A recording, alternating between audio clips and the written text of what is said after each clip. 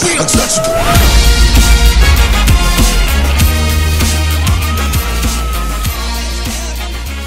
What's going on, broskies? It is Lupus, and in today's video I want to talk to you guys about the Dragon's Teeth DLC for Battlefield 4.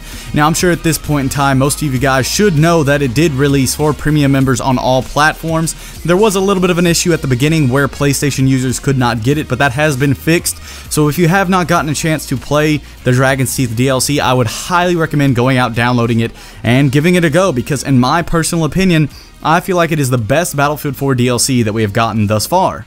Now, I know in the past I have made videos talking about previous DLC such as Second Assault and Naval Strike, saying this could be Battlefield 4's saving grace in a way because it was a good DLC, it had decent stuff, but they did not really fix the game. Now with the Dragon's Teeth DLC, however, we have had the CTE for the past couple months, and a lot of the fixes that have been added to the CTE were also brought into the game with the Dragon's Teeth DLC, and this has really just made the game much smoother. In my opinion, I feel like Battlefield 4 at this point in time is pretty much fixed as much as it possibly can be. Now every game is going to have a lot of bugs, especially the more things you add to it, and Battlefield 4 has a lot of things that are within the game, with Levolution, graphics, explosions, destruction, weapons, all this kind of stuff like that.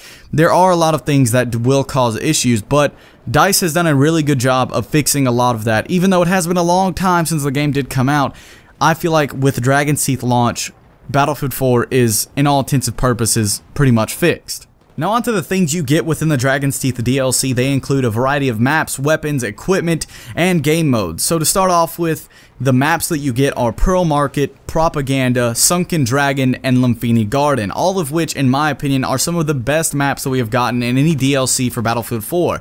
These maps are very infantry-oriented, so if you are a vehicle enthusiast, you may not like these maps very much because there is a very good lack of vehicles within these maps. But if you're one of those people who like to run around and get in some fast-paced action with your weapons, getting kills with them, getting service stars, and all the kind of good stuff like that, then you will definitely like these maps. Now, I want to give you guys a brief description of what all of the maps look like, starting with Pearl Market. In my opinion, Pearl Market looks very similar to Tala Market from the Battlefield 3 Aftermath DLC in its looks and its layout. This map is very vertical, but in a good way. If you look at previous vertical maps such as Flood Zone, they didn't really work very well, but this verticality on this map is very good in all of the game modes that you're able to play on it. Now the next map is Sunken Dragon, and on this map you are able to get in a lot of close quarters encounters as well as long range encounters. So if you like to run around with a PDW or a sniper rifle or anything in between, then you will definitely enjoy this map. Now this map is very similar to both Siege of Shanghai and Dawnbreaker, since it is a big Chinese city with massive skyscrapers, and it does have a body of water.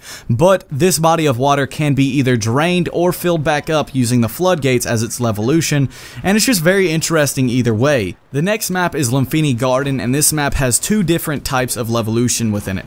The first one is where on the subway bridge you are able to blow up a portion of it, which prevents you from being able to go from one side of the map to the other by using that bridge, so you are only able to go across the ground or in the water if you would like to get from one side of the map to the other.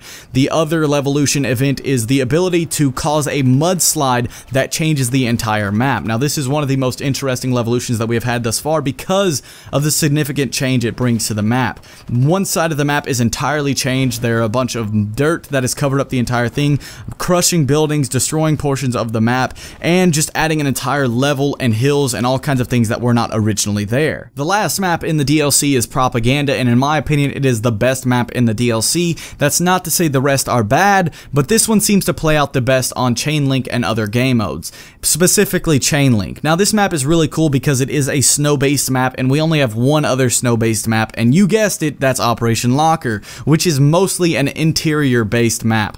And on Propaganda, the Chainlink game mode just flows a little bit better because all of the objectives are sort of in a line on the map without being in a straight line, but they're in order. So if you do capture one objective, it's a little bit easier to figure out what objectives you're going to be splitting up and which objectives you're going to be connecting together.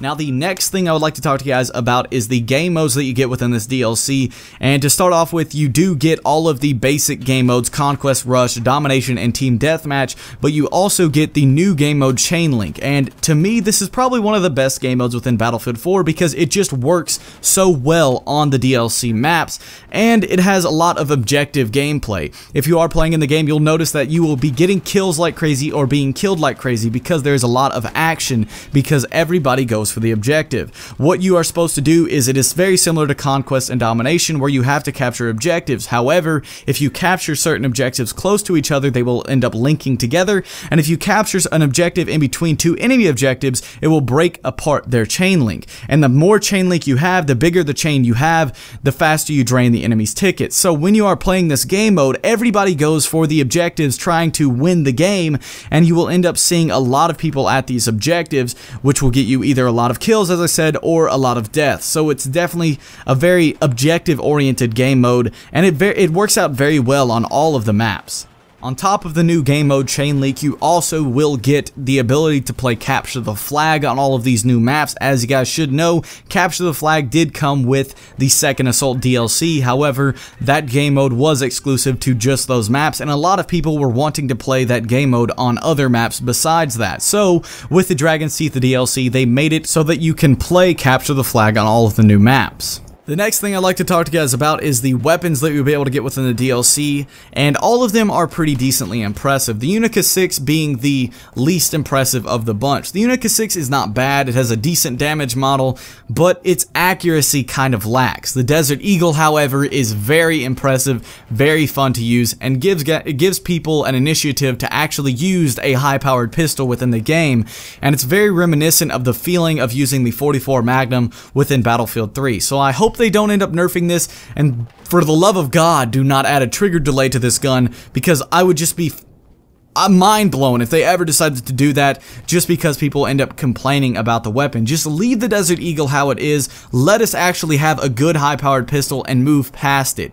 The next gun is the MPX submachine gun, which it is a pretty good submachine gun in my opinion. It reminds me of the MP5K within Battlefield 3, but it is not the best submachine gun within Battlefield 4. It is definitely outperformed by a lot of other submachine guns such as the MP7 and the SR2, both of which outperform the MPX in both the firing rate, they both have lower recoil, and they both have higher capacity magazines, which is one of the biggest drawbacks for the MPX. It only has a 26 round magazine. The next weapon is the Bulldog assault rifle, which performs very similar to the Scar H. However, because of its bullpup design and its higher firing rate, it is more viable in close quarter situations than the Scar H may be at times. The last and final weapon they get within the DLC is the CS5 sniper rifle, which is definitely very unique and stands out among the rest of the sniper rifles, mostly because of its looks. It has an M4 style look, and it could be said that it looks very similar to the SR338. However, it is not semi-automatic. It is in fact a bolt action sniper rifle, as it should be, and it doesn't have insanely good stats in any way, but it is definitely very well rounded. And if you guys are tired of using the same sniper rifles over and over and have been wanting a new bolt action to try out that looks really cool and has a lot of really interesting aesthetics added to it, then I would definitely recommend trying out that sniper rifle. Now that has been all for today's video. I just wanted to let you guys know my personal opinion on the Dragon's Teeth the DLC and fill you guys in on everything that comes with it and my opinions on each and every single one of them. So if you guys did like the video, be sure to like and subscribe if you haven't already. I would love to hear your opinions on the Dragon's Teeth the DLC in the comment section down below. But as always, this has been Lupus, and I will catch you guys in the next one.